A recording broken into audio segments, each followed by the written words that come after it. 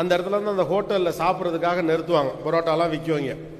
எல்லாரும் பார்த்து நான் பஸ்ஸில் ஏறி உட்கார்றப்ப பார்த்தா பூரா பேர் சாஞ்சு படுத்துருக்காங்க. எனக்கு மட்டும் இந்த சேர் நேராக இருக்குது. என்னடா அது நேராக இருக்குது? நானும் எல்லா பக்கமும் கையை நீட்டி பார்க்குறேன். வெக்கமாக வேற இருக்குது. ஏன்னா பஸ்ஸில் ஏறிட்டோம், பக்கத்தில் கால்ட்ட அந்த லீவர் எங்கேயா இருக்குது, நீ மட்டும் இப்படியா சாஞ்சு படுத்து கிடக்கிற? அதே டிக்கெட் தானே நானும் கொடுத்தேன், என்னால் எப்படி இதில் சாஞ்சு படுக்க முடியலன்னு கேட்க கூச்சம். நமக்கு இருக்கக்கூடிய முதல் முக்கியமான விஷயம் தான் கேட்க கூச்சம்.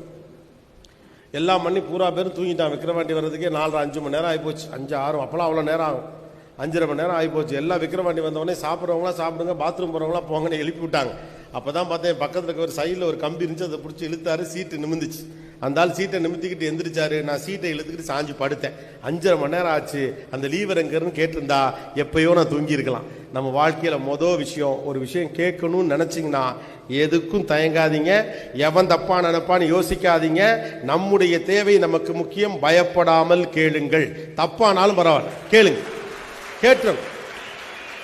நீங்க ஒரு விஷயம் கேட்டு கூட கிடைக்காம போகட்டும், பிரச்சனை இல்லை. ஆனால் கேட்காம கிடைக்காம போகிறதுக்கு கேட்டு கிடைக்காம போனால் எப்படி கேட்கறதுனா நீங்கள் தெரிஞ்சு வச்சுக்கலாம்.